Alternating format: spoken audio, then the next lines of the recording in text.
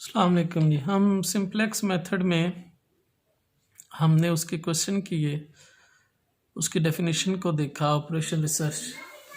तो simplex method को फिर थोड़ा सा रिवाइज करके हम फिर क्वेश्चन की तरफ बढ़ते हैं। तो सबसे पहले सिंप्लेक्स मेथड में क्या है, कंडीशन नंबर 1 हमारे पास क्या है कि सारी जो साइंस हैं वो लेस देन की आनी चाहिए, नंबर 1। तो क्वेश्चन देखें, सब में क्या आए, लेस देन इक्वल टू आए। दूसरा फिर उसमें क्या आए, उसमें लेस देन इक्वल टू आने के बाद फिर हमने देखना है कि आपका मैक्सिमाइज का क्वेश्चन है या मिनिमाइज का है। अगर तो मैक्सिमाइज का है,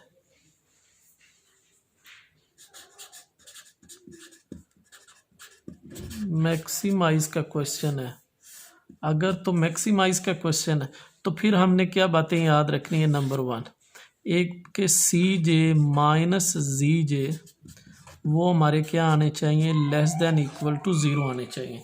यानी या ये सारे 0 हो जाएं या ये नेगेटिव हो जाए। और दूसरी बात मैक्सिमाइज में क्या आनी चाहिए कि सी जे जी जे में अगर ये सूरत हाल नहीं है तो फिर हम क्या सिलेक्ट करते हैं, select most positive number in C J minus G J. C J G J में हम मोस्ट पॉजिटिव नंबर हम सिलेक्ट करते हैं। अगर हमारे पास मिनिमाइज का क्वेश्चन है, अगर हमारे पास मिनिमाइज का क्वेश्चन है तो उसमें देखें दो ही उसी तरह है कि सी जे माइनस जी जे वो सारे क्या होने चाहिए, पॉजिटिव होने चाहिए या वो 0 होने चाहिए। और दूसरा उसमें क्या है कि हम सिलेक्ट क्या करते हैं कि अगर इस तरह की सूरत हाल नहीं है तो हम फिर सिलेक्ट करते हैं most negative number in C J minus G J. तो इन चीज़ों को अगर आप मद्देनज़र रख लें कि सिंप्लेक्स मेथड है क्या, कि उसमें सारी लेस देन इक्वल की आनी चाहिए, इनइक्वलिटीज़ इस तरह की आनी चाहिए। फिर हम देखते हैं कि सी जे माइनस जी जे जो है, अगर मैक्सिमाइज का क्वेश्चन है तो इसमें लेस देन इक्वल टू 0 होना चाहिए। और हम सिलेक्ट क्या करते हैं, most positive number in C J minus G J. और अगर मिनिमाइज का क्वेश्चन है तो फिर वो सी जे माइनस जी जे सारे या तो पॉजिटिव हों या वो हमारे 0 हों मिनिमाइज में। तो सिलेक्ट हम करते हैं most negative number in C J minus G J. तो ये हमारा तरीकाकार होता है सिंप्लेक्स मेथड में। अब हम देखते हैं इसके क्वेश्चन, देखते हैं कि हम मज़ीद इसको कैसे कर सकते हैं, किनके क्वेश्चन की मदद से। कि लेट्स सपोज हमारे पास क्वेश्चन है कि मिनिमाइज करें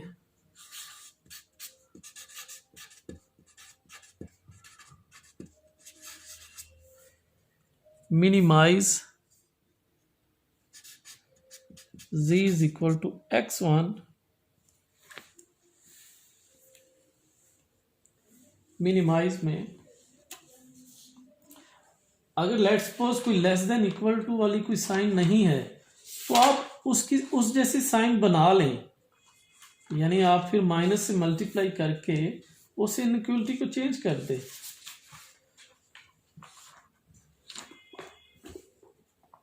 लेट्स सपोज हमारे पास है कि मिनिमाइज का क्वेश्चन है कि x1 minus 3x2 plus 3x3 और सब्जेक्ट टू कंस्ट्रेंट्स ये हैं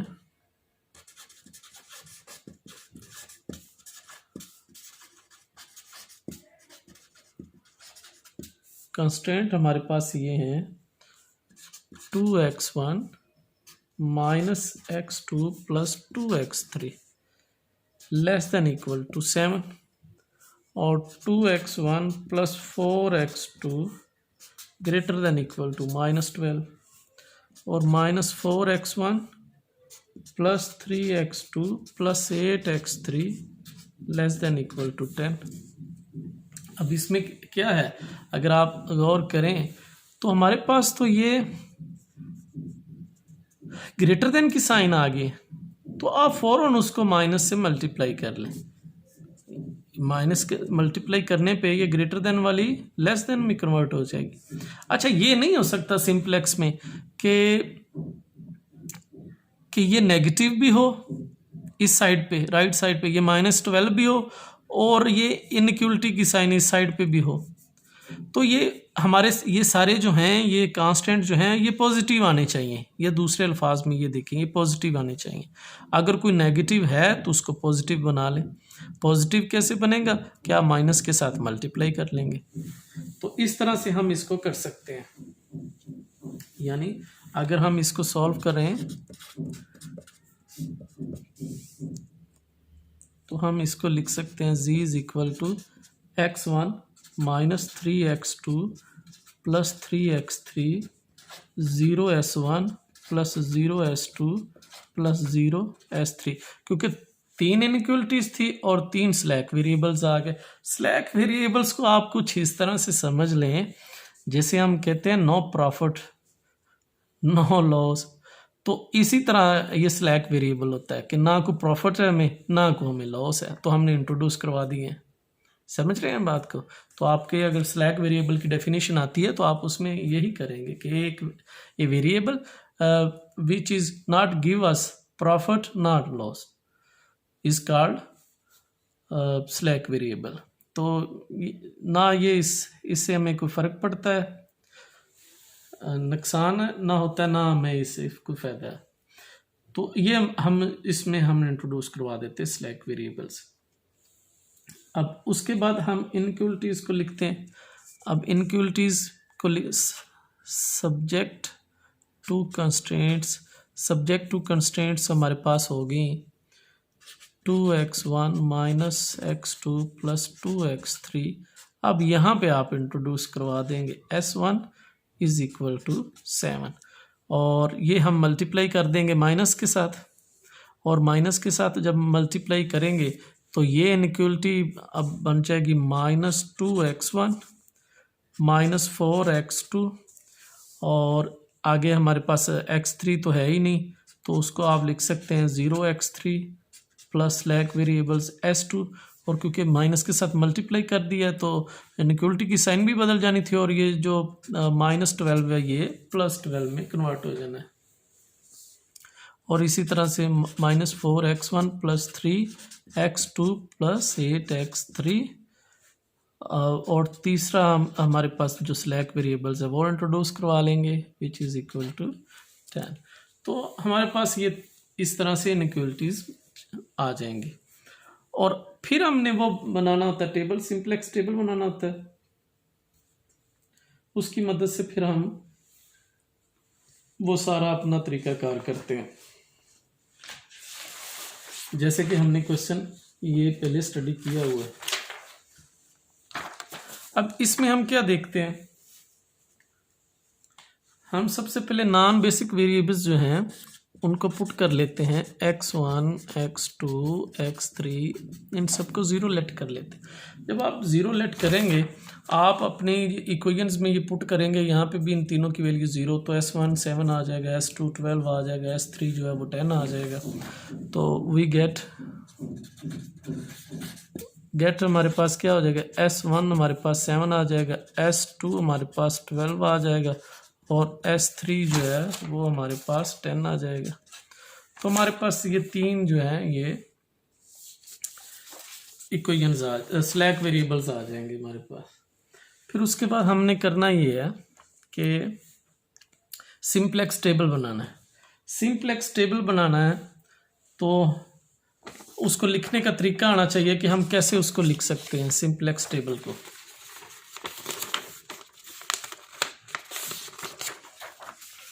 यानी फर्स्ट सिंप्लेक्स टेबल बनाना है हमने, फर्स्ट सिंप्लेक्स टेबल। हेडिंग आप ये देंगे कि फर्स्ट सिंप्लेक्स टेबल है।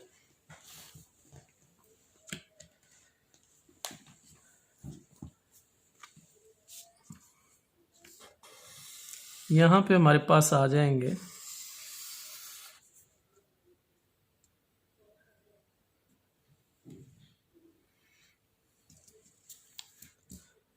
सीज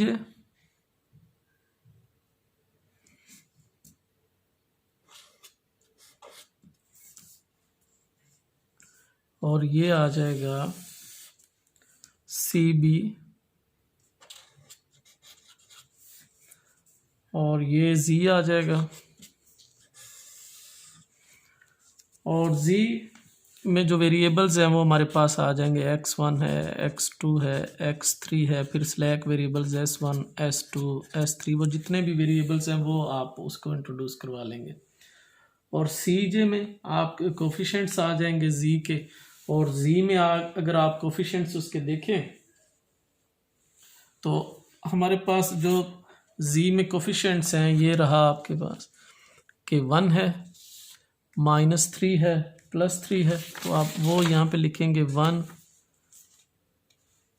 -3, +3, और स्लैक वेरिएबल्स जो हैं वो तो हम 0 0 ही रखते हैं। और बेसिक वेरिएबल्स जो हैं, कोफिशिएंट्स ऑफ बेसिक वेरिएबल्स, तो यहाँ पे हम पहले स्टेप में हम क्या करते हैं बेसिक वेरिएबल्स को, कि वो हमारे पास सारे 0 0 आ जाते हैं। बहरहाल आप बेसिक वेरिएबल्स यहाँ पे लिख सकते हैं कि s1, s2 और s3 और s1, s2, s3। पहले सिंप्लेक्स टेबल में हम s1, s2, s3 इनकी हमेशा वैल्यू 0 0 लेंगे, तो यहाँ पे हमने 0 0 वैल्यूज़ यहाँ पे रख दी हैं। तो ये हम टेबल इस तरह से सिलेक्ट करते हैं। Cj में Z के ये पहले वेरिएबल्स लिखेंगे, यहाँ पे सिर्फ आप बेसिक वेरिएबल्स लिखेंगे, यानी s1, s2, s3 slack variables जिसको आप कहते हैं, इनके कोफिशिएंट्स भी हमेशा 0 0 आएंगे। ये Cj से मुराद हमारे पास कोफिशिएंट्स है Z के, तो Z के x1, x2 ये सारे कोफिशिएंट्स लिखा करेंगे। अब यहाँ से आप अगर देखें तो आप इक्वेशन नंबर 1 देखें, ये 1, तो x1 का कोफिशिएंट कितना है, 2 है, तो यहाँ पे 2 लगा लें। और x2 का कोफिशिएंट -1 है, x3 का 2 है, तो -1 2 1 0 0। और फिर इसी तरह दूसरी इक्वेशन आप देखेंगे तो उसमें हमारे पास है -2 -4 0 0 1 0, और ये हमारे पास है -4 3 8 0 0 1 आ गया।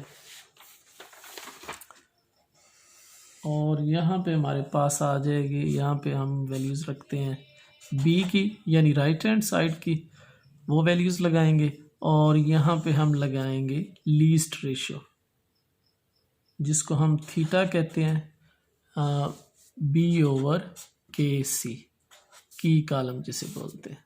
तो ये हमारे पास रेशियो है जिसको हमने थीटा से रिप्रेजेंट किया, और ये लीस्ट रेशियो होती है, theta is equal to bk से। और जब आपने ये टेबल बना लिया, फिर उसके नीचे हमने ये करना है कि Cj माइनस Z, ये Zj पहले लेके आए कि Zj क्या होता है।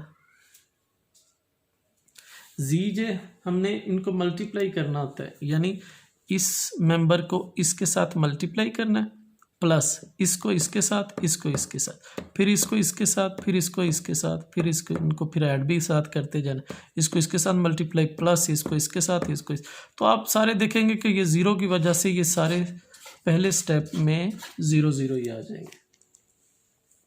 फिर हमने नेक्स्ट करना है कि Cj माइनस Zj, जब ये 0 0 आ गए तो इसमें ये माइनस करेंगे तो वो भी सेम ऊपर वाले ही पहले स्टेप में, तो ये ऐसे ही आया करेंगे, ये भी 0 0 Zj हमेशा आया करेगा, और ये जो भी यहाँ पे हुआ करेगा वो रिपीट हो जाया करेगा यहाँ पे। और आप अगर Cj माइनस Zj में देखें, हमारा जो प्रॉब्लम है वो मिनिमाइज का है, प्रॉब्लम हमारा मिनिमाइज का। और मिनिमाइज के लिए हमने क्या डेफिनेशन देखें तैयार की है। मिनिमाइज के लिए हमारे पास Cj माइनस Zj क्या होना चाहिए, या सारे पॉजिटिव हों या वो 0 हों, और फिर जाके हम ख़त्म कर देते हैं उस वहाँ पे। और अगर ऐसा नहीं है तो फिर सिलेक्ट करें मोस्ट नेगेटिव नंबर इन Cj माइनस Zj। तो सबसे जो नेगेटिव नंबर है, मोस्ट नेगेटिव, तो वो सिलेक्ट करें। तो आप देखिए कि नेगेटिव है ही एक, मोस्ट नेगेटिव तो फिर बाद की बात थी। तो सबसे जो मोस्ट नेगेटिव नंबर है वो -3 ही है, तो इसका मतलब ये है कि जो हमने यहाँ से कॉलम सेलेक्ट करना था वो कॉलम आ गया। मोस्ट नेगेटिव नंबर ये है, उसके ऊपर ये मैट्रिक्स में देखें कि ये आपके पास की कॉलम आ गया, ये हमारे पास की कॉलम आ गया, की कॉलम आ गया। अब मसला रह जाता है की रो का। अब बी तो लिखना बड़ा आसान है कि राइट हैंड साइड ही लिखनी होती है, तो ये राइट हैंड साइड आप इक्वेशन में से देखेंगे ना, तो एक की 7 है, एक की 12 है, एक की 10 है। हमें अब चाहिए लीस्ट रेशो। कॉलम हमने सिलेक्ट कर लिया मोस्ट नेगेटिव। अब लीस्ट रेशो आप देखें कि जब आप 7 को डिवाइड करेंगे कॉलम के की कॉलम के एलिमेंट से, 7 डिवाइडेड बाय -1, तो ये तो -1 में आंसर आएगा। तो आंसर अगर -1 में आए तो फिर लिखने की ज़रूरत नहीं है, आप उसको लीव कर देते हैं। माइनस नहीं आना चाहिए और अफिनिटी नहीं आना चाहिए। इसी तरह 12 -4 करेंगे तो वो भी माइनस में आंसर आएगा, तो इस तरह उसको भी लिखने की कोई ज़रूरत नहीं है। हाँ, ये आएगा 10/3, 10/3, और ये ऑलमोस्ट बन जाएगा 3.33। अब हमारे पास लीस्ट रेशो तो बाद की बात है ही एक रेशो, नेगेटिव नंबर्स तो हमने लिखने ही नहीं होते लीस्ट रेशो में, क्योंकि ये पॉजिटिव नंबर होता है। ये हमारे पास क्या आना चाहिए, एक पॉजिटिव नंबर आना चाहिए, लेकिन वो पॉजिटिव क्या हो, लीस्ट होना चाहिए, बस इतनी बात है। तो वो इस दफ़ा है ही। तो इसका मतलब ये है कि हमारे पास जो रो बन गई है वो यही रो है जिसमें वो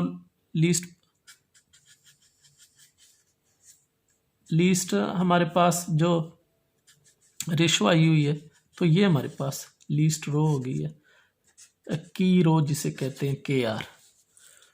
अब जहाँ पे इंटरसेक्शन हुई है ये हमारा एलिमेंट कहलाता है पिवट एलिमेंट। अब 3 को हमने 1 बनाना है, ये पिवट एलिमेंट है या लीडिंग एलिमेंट है, तो ये एक्चुअली इसको आप क्या लिख सकते हैं, LE, यानी लीडिंग एलिमेंट। तो लीडिंग एलिमेंट बाकी आप अपने ज़हन में वो बिठा लें कि हमारे पास रिड्यूस एशेलॉन फॉर्म है, पिवट एलिमेंट हमने 1 बनाना है, ऊपर वाले एलिमेंट जो हैं वो हमारे सारे 0 0 होने चाहिए। और याद रखिएगा, बार बार क्वेश्चन में मैं आप लोगों को बता रहा हूँ कि हमारे पास जो मैट्रिक्स है ना वो वही होता है जो ओरिजिनल होता है। बाकी जो हम खुद से करते हैं वो मैट्रिक्स में नहीं आएंगे, यानी उन पे ऑपरेशन नहीं लगाना। अब देखें ना, ये सारे हमारे पास ओरिजिनल हैं, इज इक्वल टू 7, ये हमारे पास इनइक्वलिटीज थी जिनको स्लैग वेरिएबल्स ऐड करके इक्वलिटीज बनाया, तो ये तो हमारे पास सारा मैट्रिक्स इतना है बी तक, बस ये इतना। ये जो काम हमने किया या ये रेशो फाइंड किया, ये तो हमने अपनी तरफ से फाइंड किया ना, ताकि हम पिवट एलिमेंट की जांच कर सकें वो कौन सा है। तो की रो और की कॉलम के इंटरसेक्शन से जो एलिमेंट बनता है वो हमारे पास पिवट एलिमेंट या लीडिंग एलिमेंट होता है। तो ये याद रखिएगा, हमारे पास जो मैट्रिक्स बनेगा वो जस्ट इतना है बी तक। अब सारी चेंजिंग जो आनी है वो बी तक आनी है, ये चेंजिंग या ये चेंजिंग ये नहीं आनी है। तो बहरहाल अब हम इसको क्या करेंगे, आप देखें कि पिवट एलिमेंट के बिल्कुल सामने देखें वो कौन सा स्लैग वेरिएबल्स है, वो S3 है। अब इसका मतलब ये है S3 लीव करेगा, आउट गोइंग वेरिएबल S3 है, यानी ये निकल जाएगा। अब पिवट एलिमेंट के आपने रो में तो देख लिया सीधा S3, अब उसी पैटर्न से कॉलम में देखें, अगर ये चला जाएगा तो आएगा कौन, ये हमारे पास X2 आ जाएगा, यानी X2 अब यहाँ पे लिखेंगे नेक्स्ट टेबल में, और S3 हमारे पास क्विट हो जाएगा, यानी निकल जाएगा। तो आप यहाँ पे थोड़ा सा लिख सकते हैं, लिखेंगे क्या, सिंपल कि की एलिमेंट जो है जिसको आप लीडिंग एलिमेंट कहते हैं वो हमारे पास 3 है। आउटगोइंग एलिमेंट जो है वो जो निकलेगा, एलिमेंट की बजाय वेरिएबल लिख लें, आउटगोइंग वेरिएबल S3 है और इनकमिंग वेरिएबल वो X2, इनकमिंग हमारे पास X2 है। तो ये हमारा आ गया था फर्स्ट सिंपलेक्स टेबल। अब हम नेक्स्ट टेबल बनाते हैं और उसमें देखते हैं कि हम क्या कर सकते हैं और किस तरह से हम ये रिड्यूस एशेलॉन फॉर्म बनाएंगे। तो आज के लेक्चर के लिए हमारे पास इतना ही। नेक्स्ट लेक्चर में हम रिड्यूस एशेलॉन फॉर्म बनाते हैं और हम जो सेकंड सिंप्लेक्स टेबल है वो लेके आते हैं और हम उसको सिंप्लीफाई करने की कोशिश करते हैं। तो आज के लिए इतना ही। अल्लाह हाफिज़।